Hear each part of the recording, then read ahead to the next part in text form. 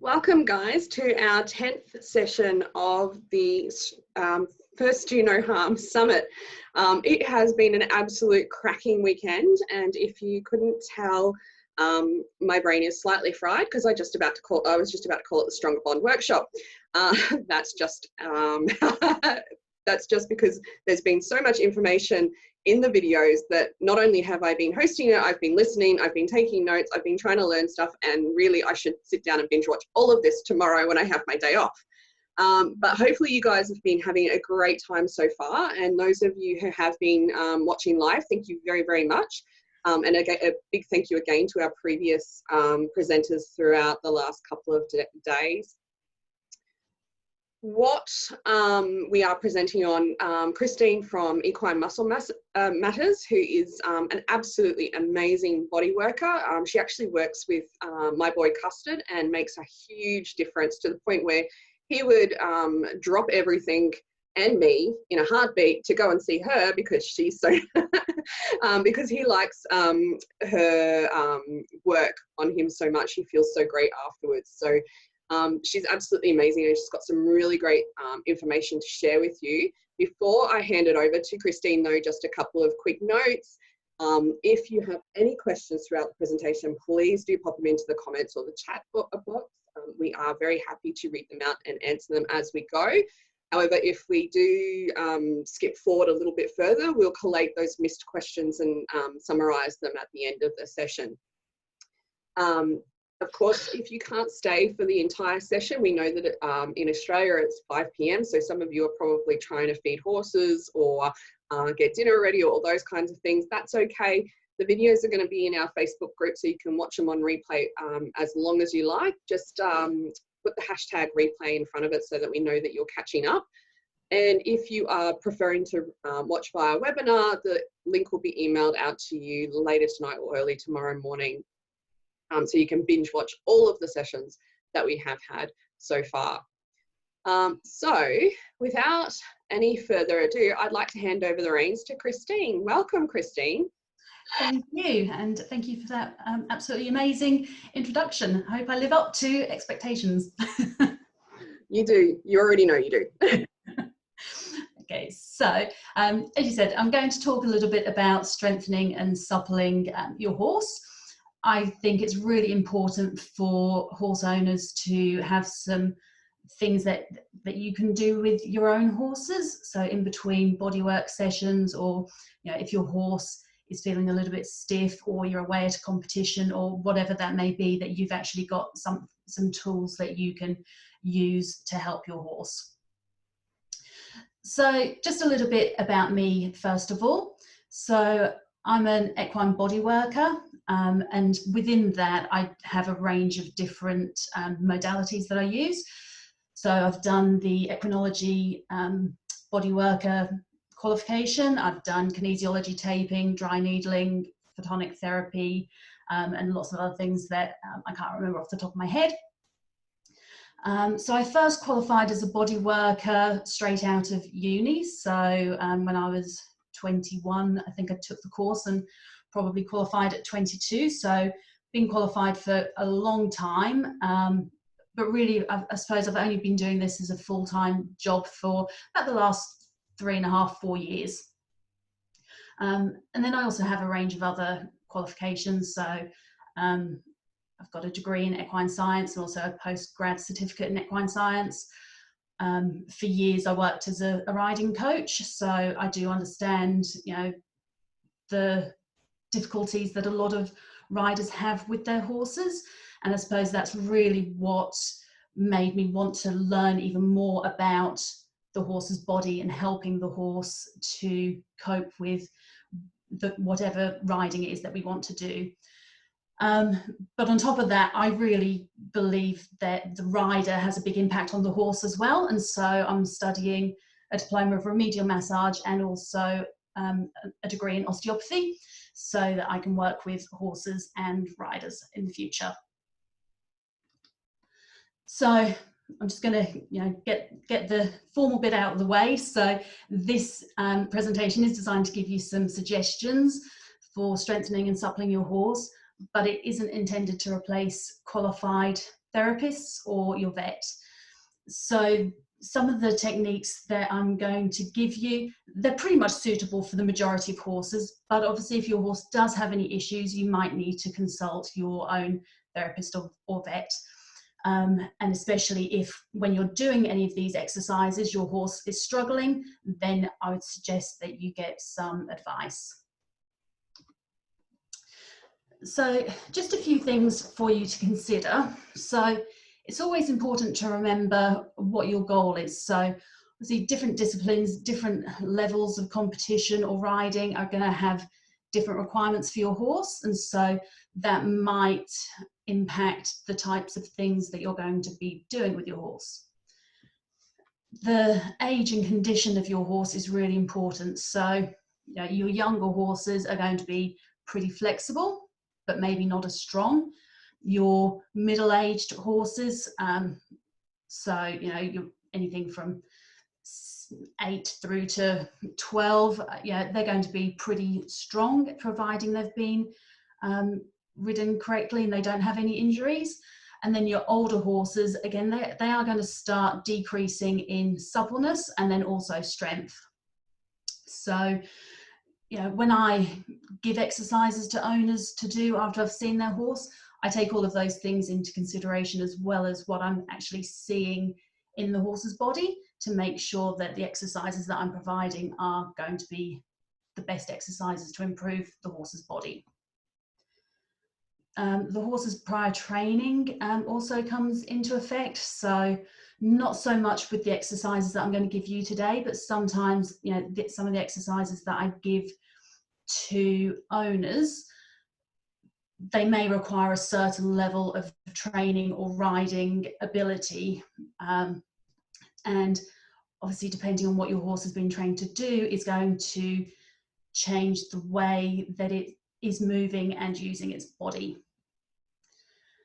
Obviously, previous injuries will have a big impact on the horse's body, and we really need to take those into account. So if your horse is recovering from an injury, then we take things much slower. And even if that injury has been a little while ago, it may still impact the horse, and the horse may compensate and use its body differently. And I guess that moves into the next point of, is your horse moving correctly?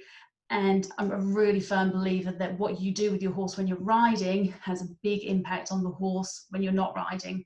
So one of my biggest recommendations for anybody is to make sure that you get a good trainer who understands the horse, understands how the horse moves, understand how different exercises impact the horse, and can help you to make sure that your horse is moving correctly.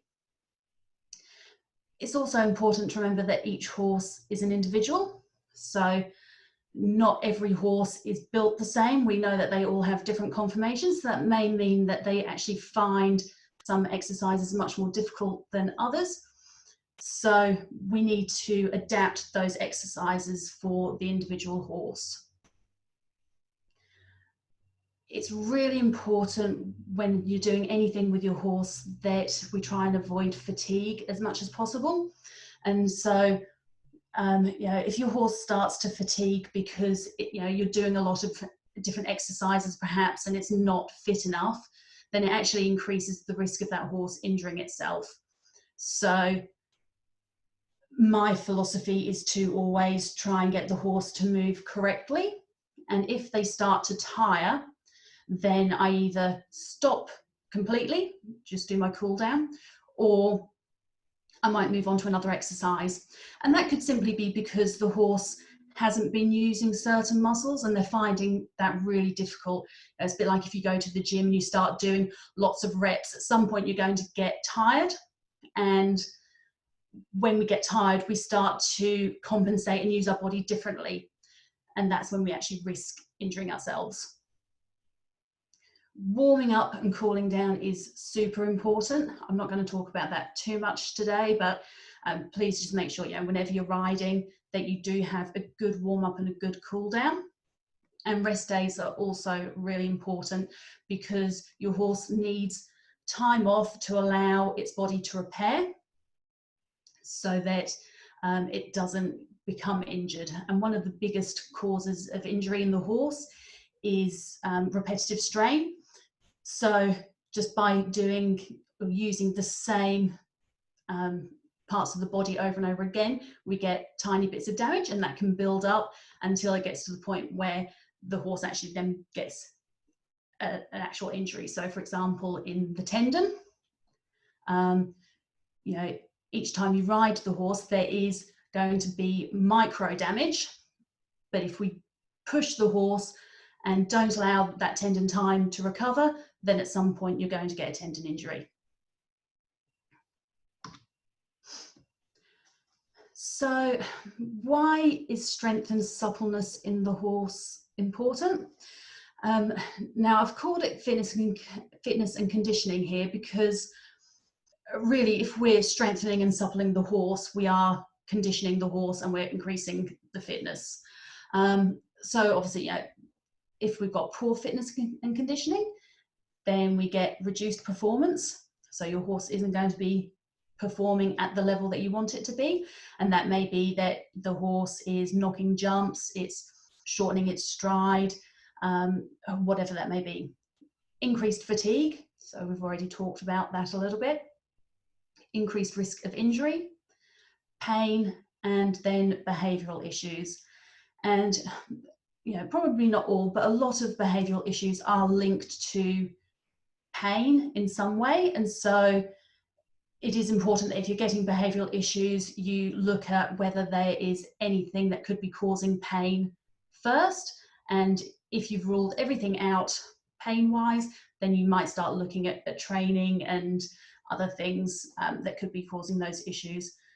But a lot of horses will start to bark or put their ears back, not want to canter, whatever it is, because of pain. And then on the other hand, good fitness and conditioning enhances performance, it improves muscle tone, increases flexibility, the gait and range of motion, and reduces the risk of injury. So obviously, they're all things that we want from our horse, and we want those really no matter what you're doing with your horse. So whether you're trail riding, whether you're competing, whichever discipline it is, we're looking for all of those things to give us the best horse and to make sure that our horse can keep performing for as long as possible.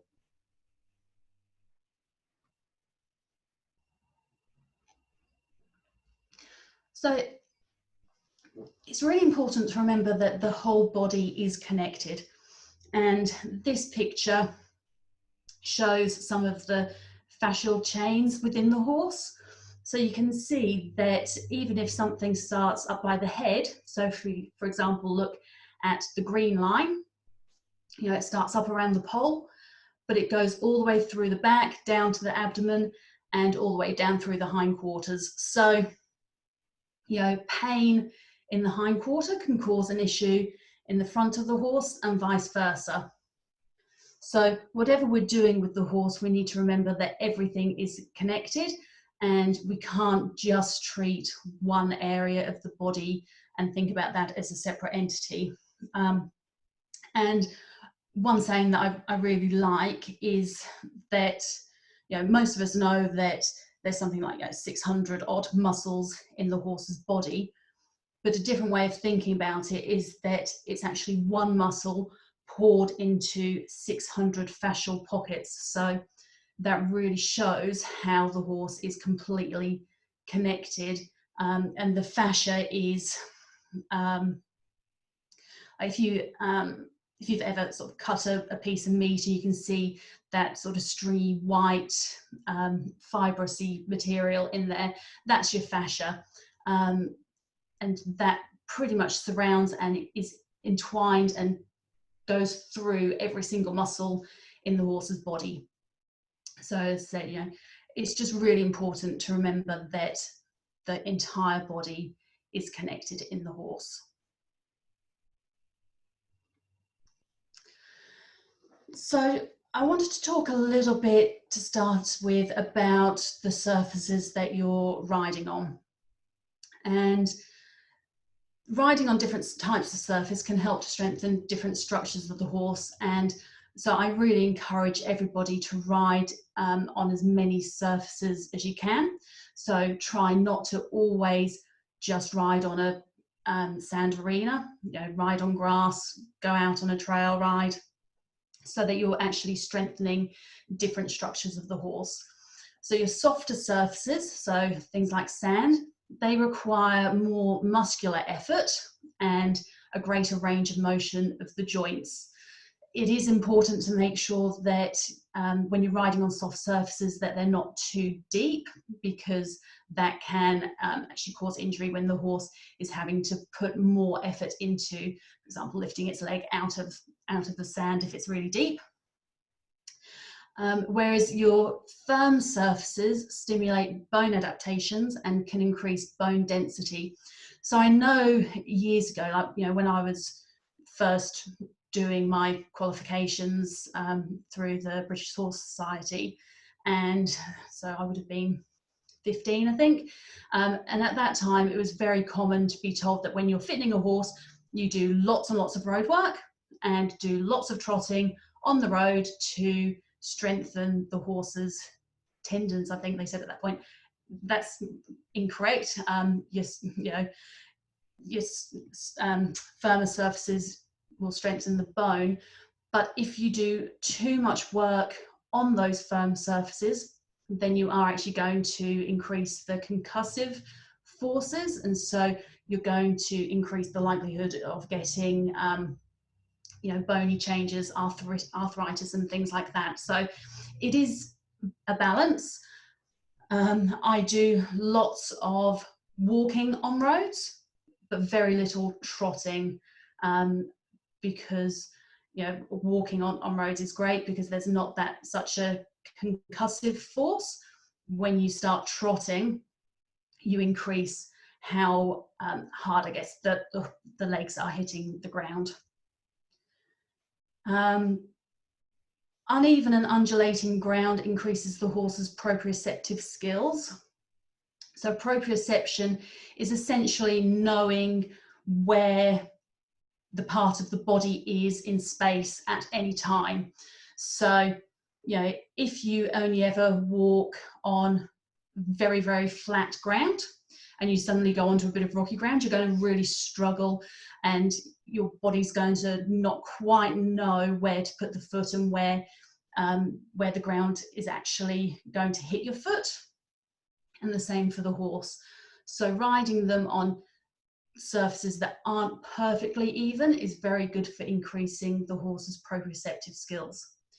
In saying that, what we don't want is to be working on an uneven surface that goes from very soft to firm. So, for example, in the arena, one end of the arena being really deep and the other end of the arena being really shallow and hard, because your horse can't adapt to that quickly enough. Hill work is also really good for your horses, but there are times when, or certain injuries where hill work probably isn't the best to do. So you do need to be a little bit cautious with that if you've got a horse that's had an injury or hasn't been in work for a long time or is very unfit. And in those cases, just do less hill work and sort of your shallower hills rather than going up a really steep cliff. And working in water is really beneficial for the horse as well. It decreases the concussive forces, but it has really great benefits for the body. And depending on how deep the water is, will affect how the horse uses its body. So when the water is shallower, the horse will lift its legs up higher, so it's using the muscles. So it's similar to the soft surface, where it's increasing that muscular effort and increasing the range of motions of the joints. Whereas when it's then deeper, it can't lift the leg up, so it's not working on the range of motion of the joints, so you're not getting that stretching and movement there, but you are getting the muscular effort of your horse having to push through the water.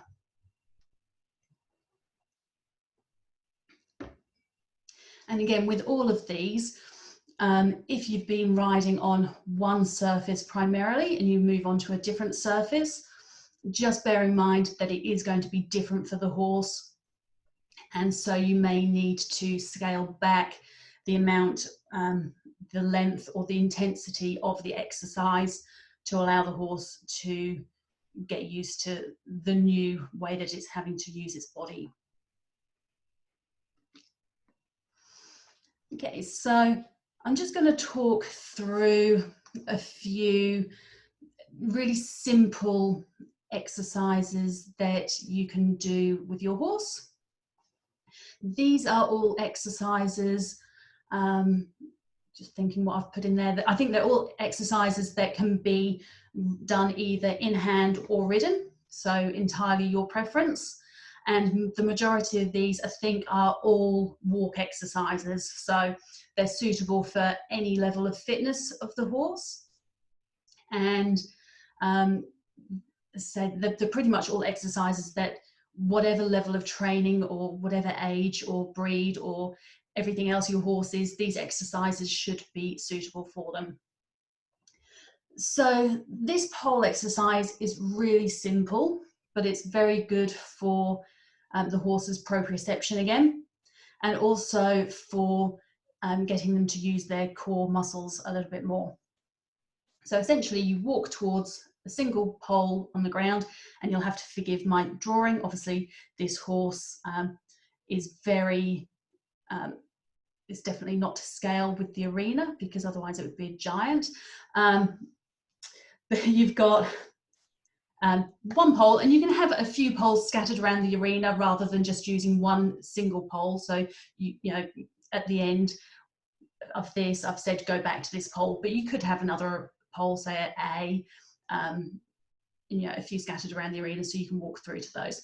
So walking to the pole, you halt just before the pole, and ideally we want the horse to be halting as square as possible, because if they halt with one front leg in front of the other, then they're automatically going to start walking with the opposite front leg. So ideally we get them to halt as square as we can just before the pole, and you're then going to ask the horse to step over it. And we're going to ask them to step over it with one leg first, and then just keep walking. Do the exercise again. This time you're going to ask them to start with the other front leg. So the reason for doing this is to get the horse using both sides of its body evenly. So yeah, most of you probably know that horses have a tendency to want to use one side of their body more than the other, same as us. We're left or right-handed. Horses not quite to the same extent, but they definitely do have a dominant leg. And so this exercise just encourages the horse to use both legs evenly. If you want to go one step further, what you can do is get the horse to step over with one leg and then halt, step over with the other front leg, halt, step over with the hind leg, halt, and then the final hind leg. So that's just taking it to sort of the next level, and getting them to really control the movements throughout their body. So yeah, so this is a really simple exercise, but it's a really beneficial one for the horse. And even if you just do this in your warm-up, that would be really good for the horse to do. And as I said, yeah, you can do this one ridden or in hand.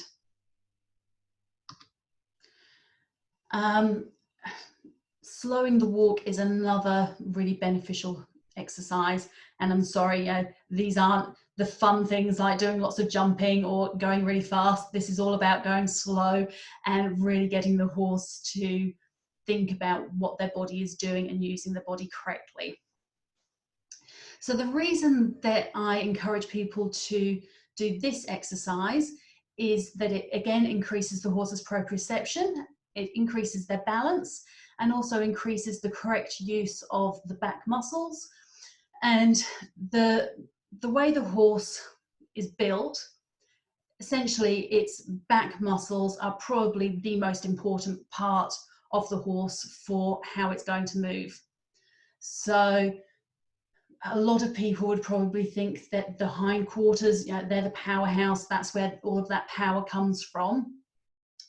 But the back connects everything else. So if the back isn't being used correctly, then whatever is happening in the front, in the hind end, isn't going to be transferred through to the front end of the horse. So it's really important that we work on increasing that use of those muscles of the back.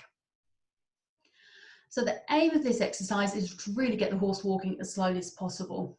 And I mean so slowly that it's literally taking one step and then the next step. So, you know, you're almost at a halt, but not quite.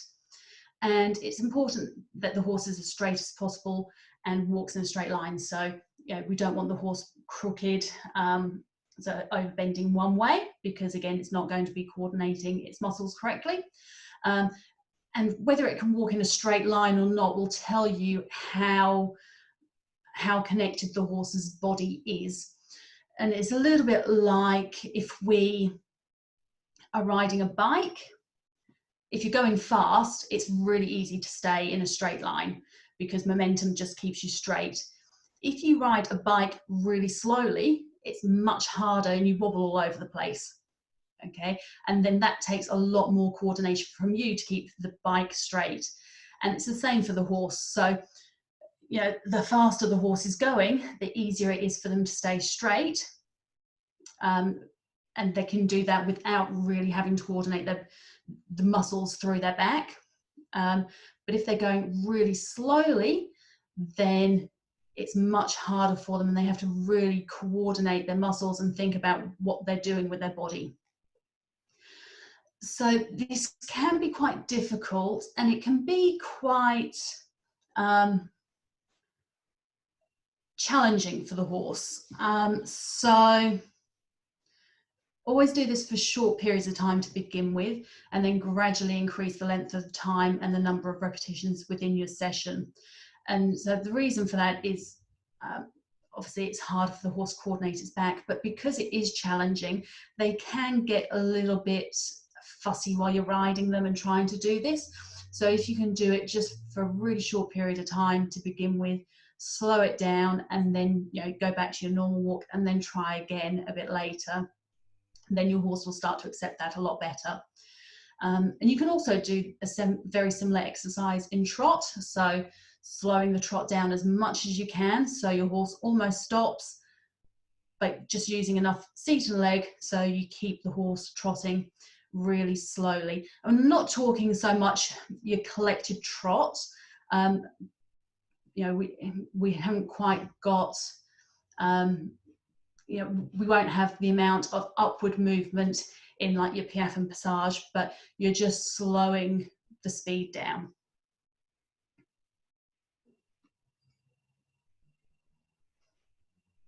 Okay, so backing up the horse is another really good exercise.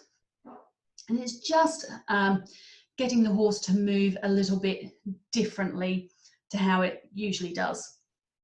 So with this exercise, the horse will actually start to round or flex through its back a little bit and should tuck its pelvis underneath. So, you know, a lot of horses would be often in an anterior tilt. So the pelvis is tilting forwards and the horse will hollow its back. And with this exercise, we're putting them more into a posterior tilt. So they're tucking their hindquarters underneath them. And yeah, that's not quite so important, but it's just getting the horse to use its back a bit differently and getting that movement through the back. So very similar to us, you know, if you only ever sat or stood in one position with your back in one position, then you would find it very difficult to do any other movements. So this exercise is just getting the horse to use its back a little bit differently, and we're getting a bit more flexibility through the back with doing this. Again, always introducing this exercise very gradually, so asking just for a few steps initially. Straightness is really important with this exercise.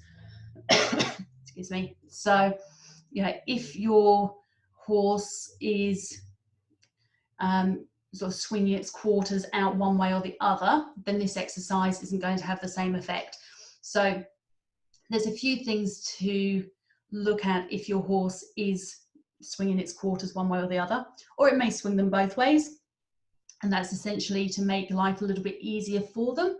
And you know, I like to say that as a rider, we really should be our horse's PT, you know, with the instructor telling the horse how to do something if they're doing it correct, and correcting them if they're not. Exactly like if you went to the gym and had a personal trainer, they look at how you're doing the exercises.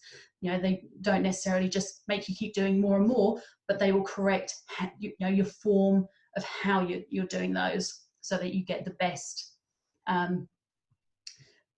outcomes from doing those. So first of all, check yourself if your horse is crooked. So if a horse goes crooked while they're backing up, and I do this often when I'm assessing a horse, I will always ask the handler to stand on the other side of the horse first of all, just to see if that changes how the horse moves. If it does, then it's the handler that is making the horse go crooked. If they still go crooked, it's really important to think about where you as a handler are looking. I find a lot of people tend to focus down on the horse's legs. So, you know, you're actually looking at where the legs are going, and you actually need to be looking up over the hindquarters and looking where you want the horse to go, because subconsciously, yes, we're actually changing our body position to get the horse straight if you actually focus on where you want them to go. If your horse still backs up crooked, then you can either use a fence or a wall to help to keep them straight, and also have a dressage whip just to use on the hindquarter gently, just to guide the horse to where you want them to go. As I say, we're aiming just for a few steps initially, and this is something I'd probably recommend that you do a few times a week. So go back a few steps, then move forwards a few steps, and then you can back up a few steps, go forwards a few steps. So do a few repetitions of that each time. And you can also look at how the horse steps back. So, you know, does the horse actually lift up, flex its hock and place its foot? Does it just scrape the foot back through the dirt or the sand? Does it sort of bring its leg out rather than lifting the hock up, kind of keeps the leg straight but just brings it out and back? So obviously what we want is for the horse's legs to be moving straight back, and for them to actually be flexing through the hock and then placing the foot down. If they're dragging the toe or dragging the foot back, then they're not able to flex through the hock or the stifle, one of those. And likewise, if they're sort of circling it out, then there's some restrictions somewhere higher up in the leg that's preventing them from flexing. So that was just a few really basic exercises that you can do either ridden or in hand. And I've just got one stretch for you to do, but I want to talk about a few other things first of all. So professional care is really important, and I recommend that horse owners get their horses seen by a therapist, and you know, whatever your preference is, whether that's you know, a physio, an osteo, a massage, chiro, whatever it is. I recommend usually somewhere between 8 and 12 weeks for most horses that are being worked. If they're working at a higher level or doing a lot of competition, then that might be more frequent.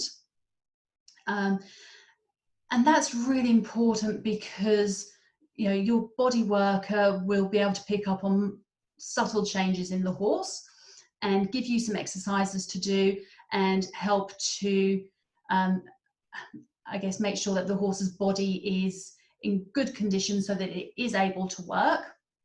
Because what often happens is the horse is very good at hiding whatever's going on inside it, so it can be in pain, but it often doesn't show us that until it's getting to the point where it is unbearable for them.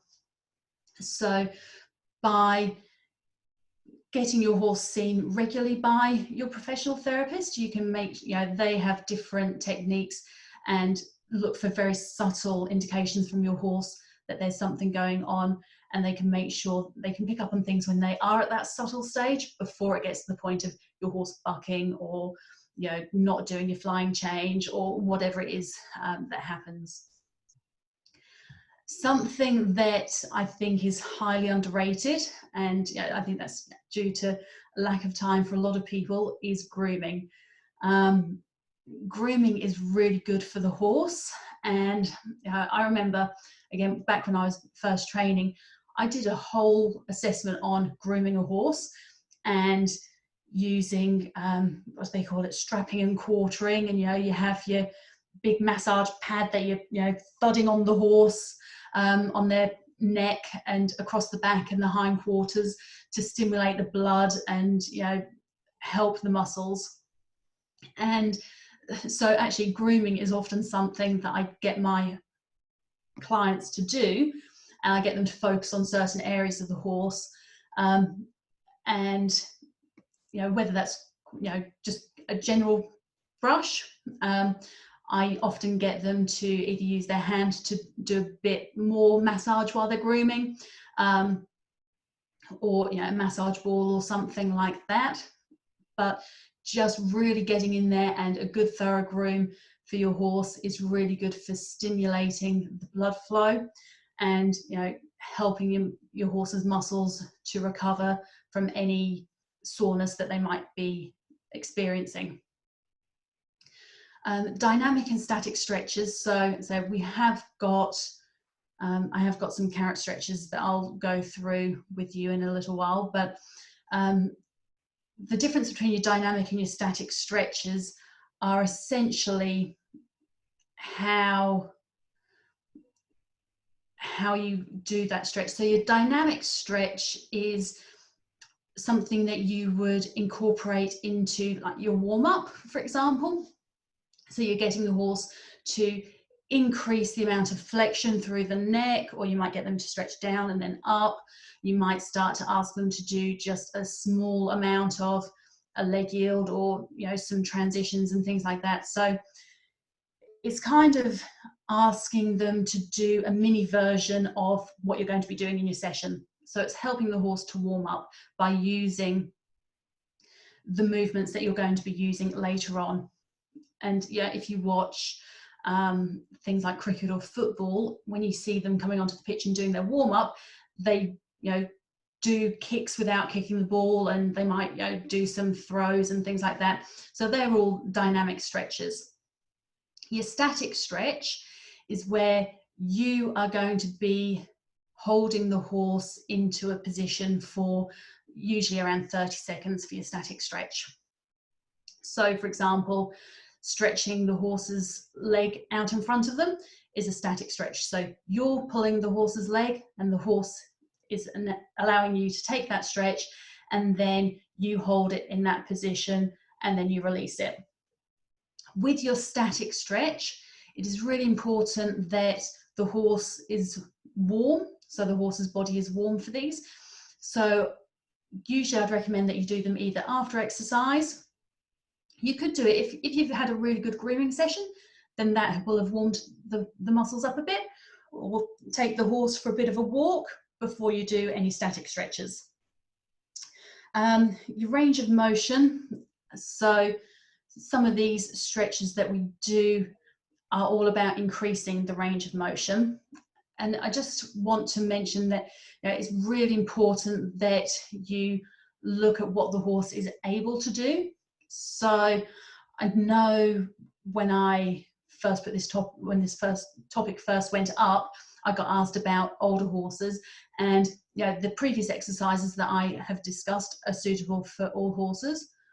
For something like the carrot stretch that I'm going to show you in a minute, your older horse may not be able to stretch that far. When you're stretching the front leg out in front, the older horse may struggle with that a little bit. So it's important to recognize what the horse's normal range of motion is. And obviously all of these exercises that we're doing are aimed at increasing the range of motion, but we don't want to force the horse past that. I used to do a bit of gymnastics, we used to do the splits and then have somebody sit on our back to make us go further into the splits.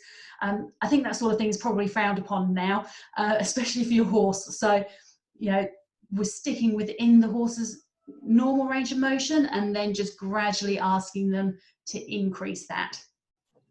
Christine, just before you go on to the last one, in reference to the grooming, we've got a question here whether or not you believe that horses can be ticklish. What would you say about a horse that bites and protests with grooming? Yep, so definitely horses can be ticklish. The horse's skin is really sensitive. They can feel a fly on them. They can definitely feel us grooming them and doing that sort of stuff. What I tend to find with horses that I massage is that I get told that they're very ticklish and they actually much prefer a firmer touch. So I would say try some different things with your horse. So obviously always having to be careful of what is going on with your horse. Don't put yourself into a position where you might get bitten or might get kicked, but try being a little bit firmer or try being a little bit softer and see what response you get from the horse. Depending on where they are reacting, and again, it's very difficult to give a full answer without seeing an individual horse, because obviously things like ulcers can cause the horse to be very touchy. And so, what an owner, I guess, might be thinking is the horse being ticklish could actually be them saying, actually, do you know what, my stomach is sore, please don't touch me there. Or it could be them being ticklish. So I think you have to bear in mind that it could be one or the other. So I would start off by trying different amounts of pressure, try different brushes, try using your hand. I know some horses, it doesn't help for as far as grooming goes, but it would just give you an idea of whether it's ticklish or whether something is sore. Just resting your hand on that area, and then you can sort of do a bit of a stroke, so a very light bit of massage, and then increase the pressure with that. Hopefully that answers that question. So I just popped at the end here magnesium and joint supplements on. Obviously it's not a stretch or a massage technique, but I think it is something that is really important that we consider how we can support the horse. Ultimately they weren't designed to be ridden, so everything that we do does have an impact on their body, and so the more we can do to support them, the better that will be and the longer they can keep being ridden. So I quite often recommend either magnesium or joint supplements or both to horses, depending on what I see. There's a whole range of different supplements and things out there. I find that some owners report really good results with one supplement over another. I might have a completely different response from another horse. So it's really whatever works best for that particular horse. So I tend not to recommend certain supplements. I work with the owner as to what type of supplement they want to give, what they're already giving, and what responses they get from the horse. I think you've just answered the question that's being posted. One of Alison's actually asked, what do you think about foresight? Yep. So again, I've had some clients who use foresight and absolutely rave about it. I've had others that haven't really seen much of a difference. I personally haven't used it, so I can't give my personal opinion. But as I said, I really think every horse responds differently to it. And so I tend not to go with, this is the one that you must use. You know, I think it's always a try and see what response you get. Okay, so carrot stretches. So the reason I put carrot stretches in here is that they're a very common exercise that people do, but I see a lot of people doing them incorrectly. So I just wanted to talk through how to actually do them correctly to benefit your horse. So we've got lots of different arrows and spots on this horse, so we will talk through them. So as I said before, you know, for these, I'll be talking about where ideally we would want the horse to be coming round to. But if your horse can't get that far, then don't force it. What's most important is the horse's posture during these. So if the horse is moving to get the carrot, then it's actually not stretching. Or if it's, you know, standing with its legs all splayed out in different directions, again, it's not going to have the same effect. So the first one is round sort of to the shoulder area. So we're really just sort of on the, pretty much on the triceps there. So asking the horse to come round to this area. So that's quite a lot of stretch, really just through the neck. Okay, and so once you've done that one, you can then also go down to the horse's fetlock and ask the horse to come around to the outside of the fetlock.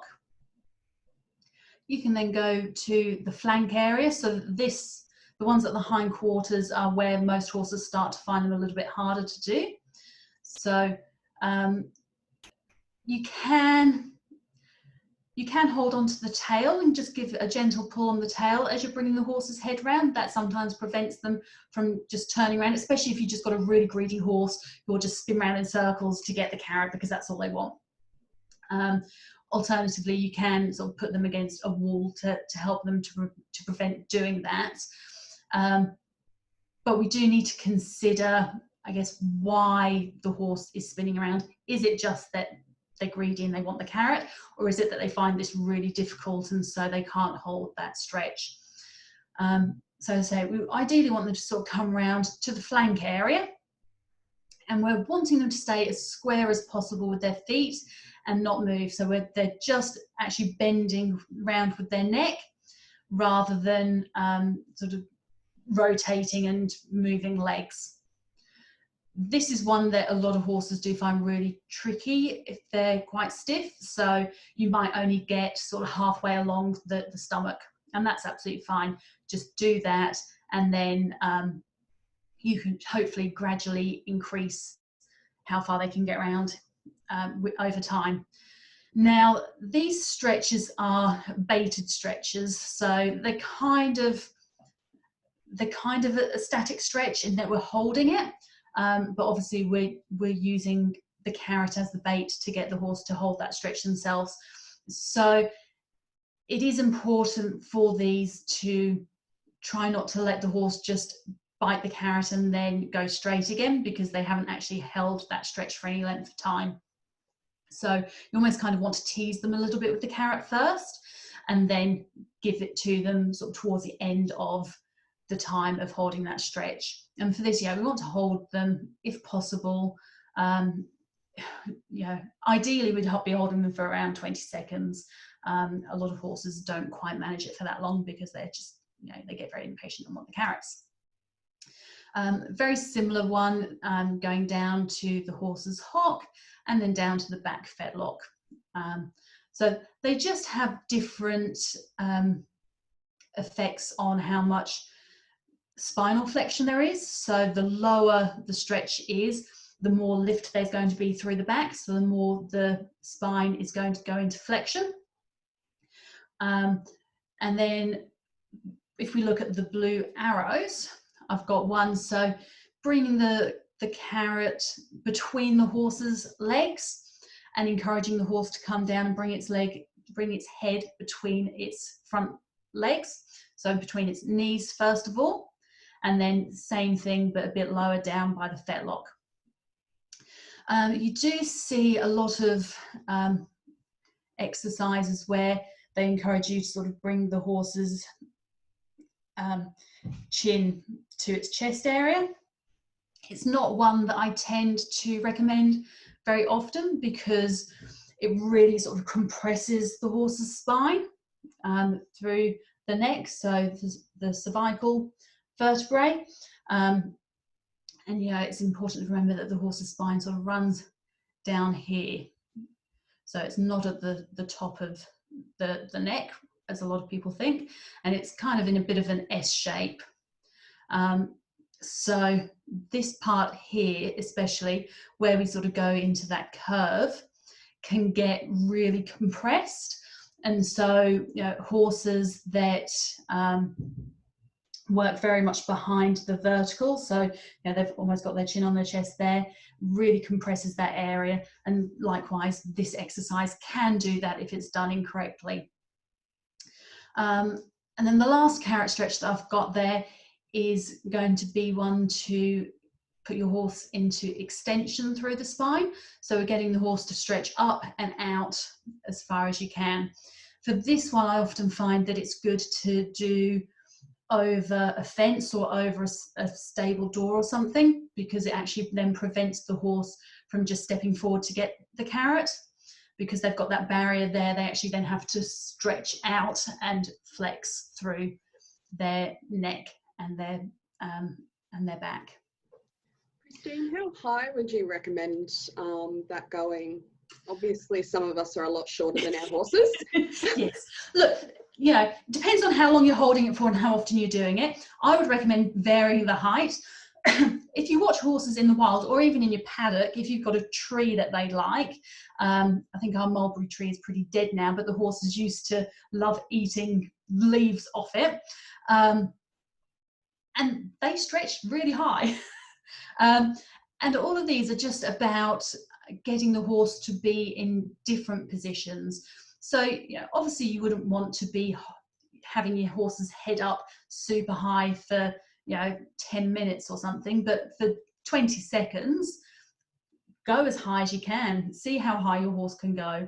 And then the next time you might do it a bit lower, so you're constantly varying that. And while we're talking about that, something else I often recommend is varying the height at which they get fed. So especially if you feed out of a hay net, sometimes feed them hay on the ground, sometimes in a hay net, put the hay net in a tree and have it swinging around, so the horse actually has to work a bit harder to get it. Have it up a bit higher, so the horse goes up a bit higher and then comes down again. And what I love is having lots of hay nets with small amounts of hay, but having them at different heights out in the paddock so that the horse isn't constantly in the same position. And something that I heard a while back was, and I think it was a human massage therapist or something, and they said something along the lines of, there's no such thing as bad posture, it's how long you stay in that posture for. And I think that's very true. If you're constantly in the same position, then and that's why people that sit at desks a lot of the time get bad backs, because we're in that position for a prolonged period of time. Same for a horse. If they're spending 5 or 6 hours a day eating hay at the same height, then they're in that same posture all the time. If we can encourage them to move around and use their bodies a bit more like they would, if they were in the wild, they would eat taller grasses, shorter grasses, bushes, trees, and all sorts of things. So a lot of these stretches, I think, really are just encouraging different movement and putting the horse into lots of different postures to improve their overall use of their body. So to summarise, now I probably didn't really go into this in as much detail as I possibly could have, but you know, if your horse is recovering from an injury, then please make sure you get vet or therapist input. You know, that's really important. Type of work and surface, variety is the key. So, you know, that's where things like cross training are really good as well. I've given you a few different stretches, massage techniques and riding techniques to use. Now, I haven't gone too much into the massage techniques, but you know, I talked about them briefly with grooming. As I said, grooming, I think, is something that, you know, would be really beneficial if we all spent a bit more time doing that. And I know I'm just as guilty as everybody else of being very time poor, and the horse gets a quick flick over and then gets ridden and then gets washed off afterwards. And yeah, that's the beauty of living in Australia, where you can do that. Growing up in England, we couldn't. So I spent a lot more time grooming horses in England, because in winter, when the horse is really muddy or sweaty, you know, you can't just wash them off unless you're lucky enough to have, you know, a nice heated, heated water. In a lot of stables, you don't have that. Rest days are really important for your horse. And slower is better than faster. And, you know, we can look at that in terms of speed of the pace. So, you know, I talked about slowing things down, but also think about that in terms of what you're expecting from your horse. You know, it's far better to increase things really slowly and avoid those injuries than it is to sort of push the horse faster to do different exercises or increase the amount of work or intensity of the work, and, you know, getting things like the, you know, repetitive strain injury and muscular soreness. So just to finish off, I do have a course coming up, and it's going to be starting in about 2 weeks. So it's massage for horse owners. So it's online, it's hosted on Facebook.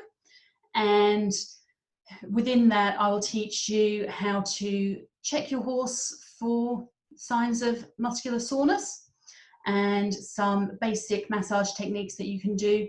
So essentially we cover a whole body massage, and then some different exercises. So as well as some of the exercises that we talked about today, there's some different exercises that I will give you. It's a 4-week course, and I'm offering that to you guys at half price. So it'd usually be $79, and so I'm offering that at $39.50 for you guys if you would like to participate in that. And so, yeah, I think there's my contact details if any of you would like to look me up on Facebook or Instagram. I do have a free group which I put some different bodywork and biomechanics information in. I'm based in Brisbane, so if any of you are local and would like me to come out and look at your horse, then please get in touch. But I know there's a lot of people from all over the world. I think I saw somebody from Beccles, very close to where I grew up. So, fellow Suffolk person, hello. Obviously, I can't come and see your horse, but please, check out my Facebook page, and I put lots of different information up in all of those places. Thank you so much, Christine. I absolutely, as you know, I absolutely love Christine's work. I trust her completely with my horses. She's done some amazing work helping me with custard, and she's also started helping me working with my new boy Stormy. So I actively encourage you guys, if you're really interested in learning more about massage and things that you can do at home in between your own body workers sessions, then jump on, have a look. I have popped in the link to learn more about that particular session into the Facebook Live group, and it will be sent out with the recording as well, so you'll have access to that. It kicks off on May 18th and the half price offer is available until then. So do sign up if you do have that chance and you're really keen. So this actually summarises or ends our session for this evening with Christine. So thank you guys very much for hopping on and the great questions that you have been asking. We will be back in about an hour and a half at 7:30 p.m. Australian Eastern Standard Times for our very final session in the summit, which is me, and I'm starting to get my little tingly nerves now, so getting excited. But so far it has been absolutely great. Thank you guys so much for participating. Thank you, Christine, for your presentation. It has been super informative, and we will catch you guys again live soon. Bye. Thanks. Bye.